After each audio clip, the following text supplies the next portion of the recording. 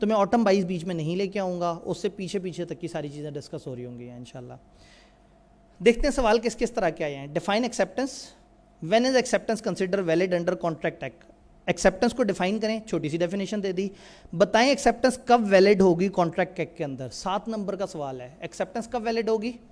जब उसके असेंशियल्स पूरे होंगे। असेंशियल्स हमने पढ़े। अब प्रॉब्लम यह है कि कम लिखें या ज़्यादा लिखें। अब जब बात चली रही है और आप मेरी गंदी राइटिंग देखने पे मजबूर हैं ही, तो जब भी उफ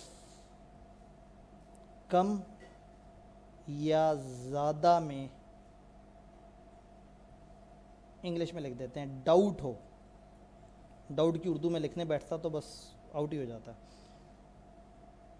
तो ज़्यादा लिखना है।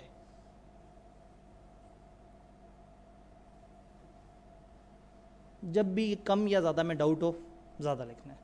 पेपर में time management is never an issue. छोटे छोटे से सवाल होते हैं, आप 2 घंटे बाद वेले होकर बैठे हुए होते हैं, मुस्कुरा के दूसरों को देख रहे होते हैं। जो 3 सवाल रह गए ना उन्हें आते हैं ना आपको आते हैं। जो सवाल आते हैं वो भी ठकाठक हो जाते हैं, जो नहीं आते वो तो होते ही नहीं।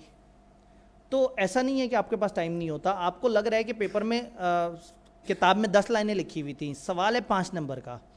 पता नहीं आई कि अब 10 लाइनें सोच रहा है या 5 लाइनें सोच रहा है। सर ने कहा था टू द पॉइंट लिखें, लिखना होता है टू द पॉइंट, लेकिन डाउट हो रहा है कि वो पूछ रहे हैं रूल्स, एक्सेप्टेंस कब वैलिड होगी। वो तो सारे रूल्स हैं, सारे लिखूंगा टाइम लग जाएगा। आपको अगर ज़्यादा और कम में डाउट हो रहा है, ज़्यादा लिख के पछता लें, कोई मसला नहीं। कम लिख के पछताएंगे, नंबर भी ख़त्म होंगे। 2 बातें हो सकती हैं, वो ज़्यादा चाहते थे, आपने कम लिख दिया, नंबर कट जाएंगे। वो कम चाहते थे, आपने ज़्यादा लिख दिया, वो कहेंगे यार बच्चा बिला वजह ज़्यादा लिख देता है, चलो कोई बात नहीं, जितने उन्होंने नंबर देने थे वो देंगे, आगे चल पड़ेंगे। नेगेटिव मार्किंग नहीं है। तो जब भी रट्टे वाले सवाल में कम और ज़्यादा में आपको डाउट हो रहा हो, हमेशा ज़्यादा की तरफ जाएं। डन। लॉजिकल सवाल में टू द पॉइंट लिखें, उनको अपनी इंग्लिश सामने मत लाएं उनके। लेकिन रट्टे वाले सवाल में कम और ज़्यादा में जब भी डाउट हो, हमेशा ज़्यादा लिखना है। डन। तो यहाँ पे आप ज़्यादा लिख दें। सब कुछ जो एक्सेप्टेंस के बारे में आपको पता है, सारी बातें बता डालें, शर्माना नहीं है। What is the time limit after which a proposal cannot be revoked? Proposal को रिवोक कब नहीं किया जा सकता? प्रपोजर की नज़र में एक्सेप्टेंस की कम्युनिकेशन से पहले। टोटका हमेशा ध्यान में रखना है, जिसके डॉक्यूमेंट की बात हो रही है ना, उसकी नज़र में जो एक्सेप्टेंस जिस दिन कम्युनिकेट होती है ना, वो डेडलाइन है। प्रपोजल को अपनी नज़र में एक्सेप्टेंस की डेट से पहले पहले रिवोक कर सकता है। एक्सेप्टर एक्सेप्टेंस को अपनी नज़र में एक्सेप्टेंस की कम्युनिकेशन से पहले पहले। तो दोनों की नज़र में जो एक्सेप्टेंस की कम्युनिकेशन है ना, मैं आसान कर देता हूँ, दोनों की नज़र में कॉन्ट्रैक्ट की फॉर्मेशन, उससे पहले पहले वो अपना डॉक्यूमेंट रिवोक कर सकते हैं। तो खैर रट्टे वाला सवाल है, आपने लिख दिया। How and on what ground a proposal stand revoke. एक प्रपोजल कैसे कैसे खत्म हो जाता है। 4 नंबर है, वहाँ तो 8-9 लाइनें लिखी हुई थी। लिख दें 8-9 लाइनें। आप जोश में बैठे हुए होंगे, 4 लाइनों में आपको लगेंगे 2.5 मिनट और 8 लाइनों में आपको लग जाएंगे 4 minute.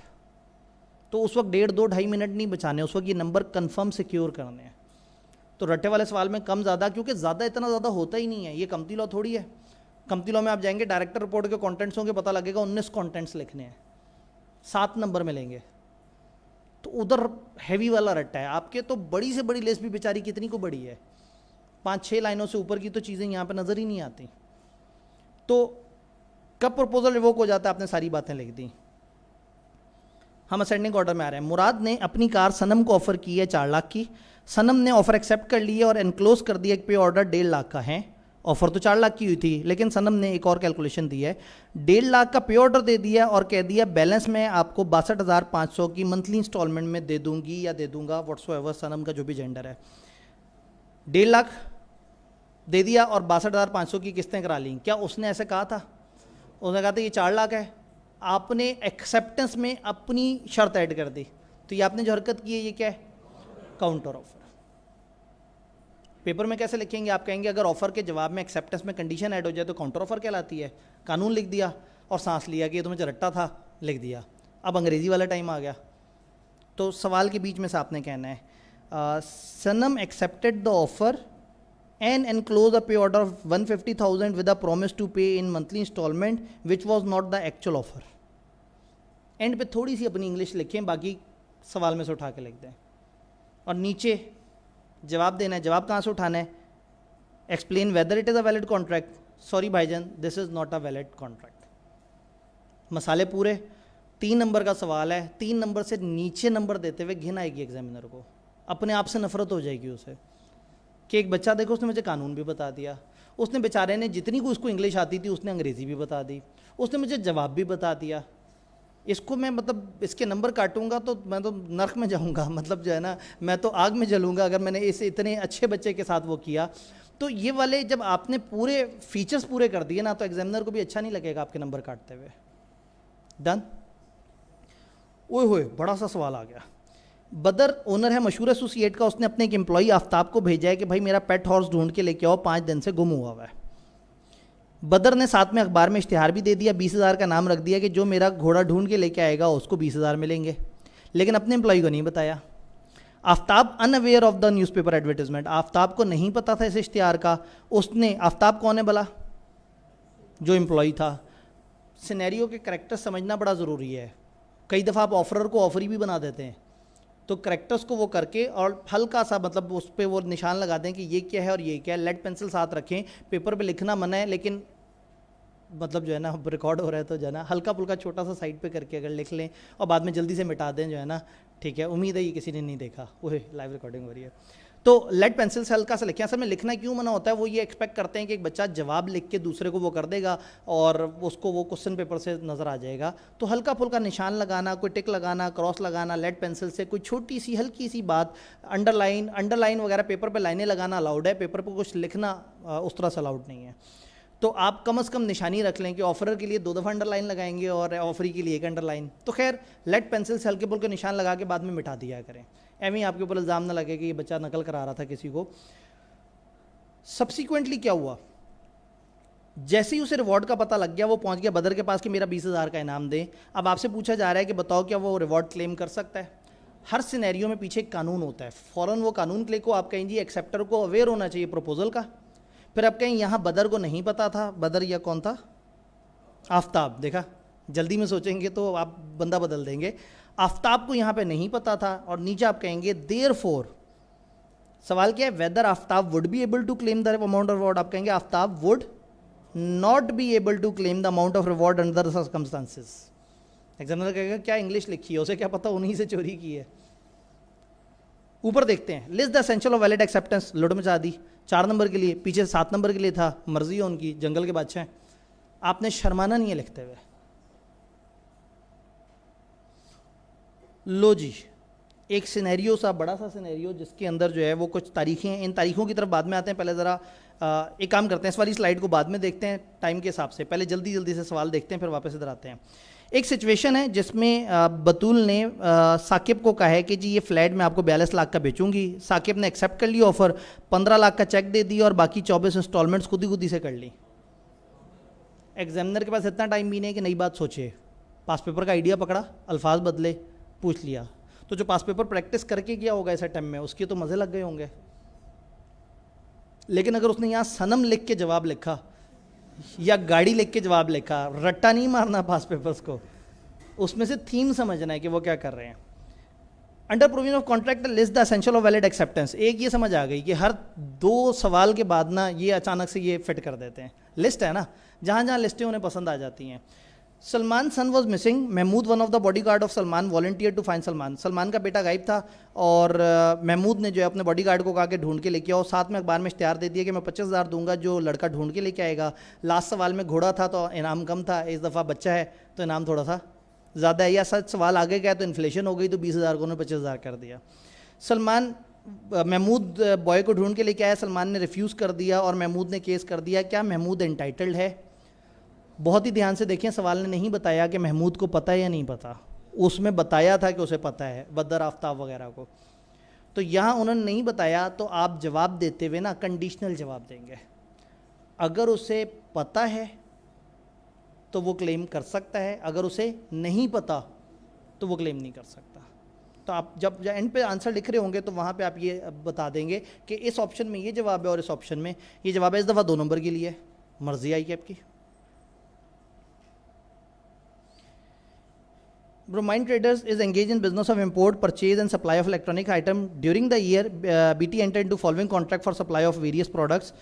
HL a new customer approach BT for purchase of 5 television set. एक कस्टमर है नया, वो आपके पास पहुंचा, उसने कहा जी मुझे आपसे 5 टीवी खरीदने हैं। BT agree to supply the television set on 6 March on a discount of या 10% या 15% off retail price to be finalise at time of delivery. उसने कहा या 10% या 15% जो उस वक्त हमारी बात ठहरे। अपॉन डिलीवरी HL ने कहा भाई मुझे 15% चाहिए और BT ने कहा नहीं भाई मैं तो आपको 10% ही डिस्काउंट दूंगा। तो बताएं कि क्या ये वो लाइबल है? तो आप कहेंगे ऑफर सर्टन और डेफिनेट होनी चाहिए थी, और यहाँ पे सर्टन और डेफिनेट नहीं है, इसका मतलब है कि ये कॉन्ट्रैक्ट बना ही नहीं था, तो ये वाली चीज़ सही है ही नहीं। जल्दी से देखते हैं वो 2 बड़े सवाल और फिर हम ब्रेक की तरफ जाते हैं। मुझे लग रहा है हम आहिस्ता आहिस्ता अपनी जो क्लास का एंडिंग टाइम है उसको 5:30 से 5:45 तक ले जाएंगे, क्या आराम से वहाँ पे वो है मगरिब अदा की और अपने अपने घरों को। क्या बात है, बस मसला मुझे पढ़ना है, जिसने 6 बजे अगली क्लास में किसी और जगह पहुँचना है। खैर है, कोई बात नहीं। आपकी ये वाली क्लास ज़रा काफ़ी ज़रूरी है और आपके पास दिन भी बड़े कम है, वैसे भी बड़े कम दिन है आपके पास। फरवरी आते साथ ही जो है ना हमेशा नफ़रत होती है इस कॉन्सेप्ट से कि इसमें क्यों 28 दिन होते हैं। लीप ईयर तो नहीं कहीं, वो भी नहीं है, तो फरवरी समझो गुजर गया। आज 13 आ गई, समझो गुजर गया, बचा क्या फरवरी में। लें जी जल्दी से देखते हैं। अहमद जो है वो आदिल की DHA की प्रॉपर्टी में इंटरेस्टेड था, उसने एक खत भेजा उसे। I have heard that you are selling your DHA property, मैंने सुना है कि आप DHA की प्रॉपर्टी बेच रहे हैं। I am very much interested in purchasing in, मेरा बड़ा दिल करता है कि मैं प्रॉपर्टी खरीद लूँ। ऑफर है, एक तरह का इन्विटेशन है कि यार आओ बैठ के बात करते हैं, मेरा बड़ा दिल करता है कि मैं आपकी प्रॉपर्टी खरीदूँ। Will you please consider selling the same to me, क्या आप मुझे बेचोगे? अमाउंट अभी कुछ नहीं है, कोई सर्टेनिटी नहीं है। What is the highest price you have been offered so far, आपको अभी तक सबसे बड़ी अमाउंट क्या कोट हुई है? आदिल ने कहा भाई अभी तक मुझे 35 मिलियन सबसे बड़ी ऑफर आई है। आदिल ने कहीं ये नहीं कहा कि अरे मेरा भाई तू आ गया बस मैं किसी को नहीं बेचूंगा, तुझे बेचूंगा, 35 मिलियन मेरे पास आया है, इससे ऊपर तुम दे दो, तुम ले जाओ, ऐसी कोई बात नहीं हुई। अहमद ने रिप्लाई किया I agree to buy your DHA property for 36 million. उसने कहा मैं आपकी प्रॉपर्टी 36 मिलियन में खरीद लूँगा। ये अब पहली दफ़ा उसने ऑफ़र कराई है, अभी तक इन्विटेशंस चल रहे थे, अभी तक बातचीत चल रही थी, अभी तक मुज़ाकरात जारी थे। Subsequently Adil receive an offer from Hamid coating 38 million, Adil को हामिद ने 38 मिलियन कह दिया, आदिल ने बेच दी। अगर वो सेल करना चाहता है हामिद को तो बताएं आदिल की अहमद की तरफ कोई जिम्मेदारी बनती है? हम कहेंगे एक ऑफ़र है, ऑफ़र एक्सेप्ट इसने नहीं की है, इसके पास एक और ऑफ़र आ गई थी, उसने वो एक्सेप्ट कर ली। क्या वो कह सकता है कि हमारा ऑफ़र एक्सेप्टेंस हुई थी, मैंने से पूछा था, इसने 35 कहा, मैंने 36 कह दिया? अगर उसने 35 कहा भी होता और उसने 36 कहा होता तो काउंटर ऑफर थी। जब तक दूसरे बंदे ने एब्सोल्युटली ना कहा होता यार तुमने 36 मिलियन बात कर दी, क्या अच्छे आदमी उसका माथा चूमता और कहता चलो जी डील डन, तो फिर होती एक्सेप्टेंस। एक्सेप्टेंस नहीं हुई, वो आज़ाद है। ये बात समझ आई? फिर नीचे उन्होंने एक एग्जाम्पल दी हुई है। 3 सितंबर 2018 को सलीम ने लेटर के थ्रू ऑफ़र की गाजी को, लेटर के थ्रू, अस्तगफिरुल्लाह, इसमें तो फिर वाले वो बनाने पड़ जाएंगे। 50,000 की गाजी ने ये लेटर रिसीव किया 5 सितंबर को। ख़त भेजा कब गया है? 3 सितंबर को। 6 सितंबर को गाजी ने एक्सेप्टेंस भेज दी। अब एक्सेप्टेंस इंपॉर्टेंट है। 6 सितंबर को लेटर ऑफ एक्सेप्टेंस रवाना हुआ है और लेटर पहुंचा कब? 8 सितंबर को। तो ऑफरर फंसेगा 6 सितंबर को। हमारे केस में ऑफर कौन है? ऑफरर सलीम। तो सलीम फंस गया 6 को और गाजी फंसेगा 8 को। सलीम ने एक रेवोकेशन भी दे दी और गाजी को भेजा उसने 5 सितंबर को, लेकिन खत पहुंचा 7 सितंबर को। सलीम बाउंड कब हो रहा है? 6 सितंबर को। और रेवोकेशन कब पहुंच रही है? तो ये तो कोई अच्छी बात नहीं है, ये रेवोकेशन तो फारिग हो गई। अंडर रिक्वायरमेंट आप ये बताएं कि when the communication of offer and acceptance and revocation of offer was completed as against Salim and Ghazi. Salim और गाजी के मुताबिक ये सारी डेट्स बताएं। ऑफर कब कम्युनिकेट हुई थी? ऑफर पहुंच गई थी 5 सितंबर को, हो गई कम्युनिकेट। एक्सेप्टेंस एक की नज़र में 6 को हुई, सलीम की नज़र में, और गाजी की नज़र में 8 को हुई। रेवोकेशन सलीम ने 5 को भेजी और गाजी की नज़र में कब हुई? 7 को। गाजी को 7 को पहुंची। Weather a binding contract was created, क्या सलीम और गाजी के दरमियान एक बाइंडिंग कॉन्ट्रैक्ट क्रिएट हुआ? नहीं हुआ। या हुआ? ऑफर भेजी थी, रेवोकेशन भी भेज दी, क्या रेवोकेशन हुई? एक्सेप्टेंस हो गई, तो कॉन्ट्रैक्ट तो क्रिएट हो गया। बड़े चालाक है, उनका बच्चा जज्बाती होकर ताज़ा रिजेक्ट करके आ रहा है ऊपर कि ये ऑफ़र रिवोक हो गई है, और रिवोक नहीं हुई।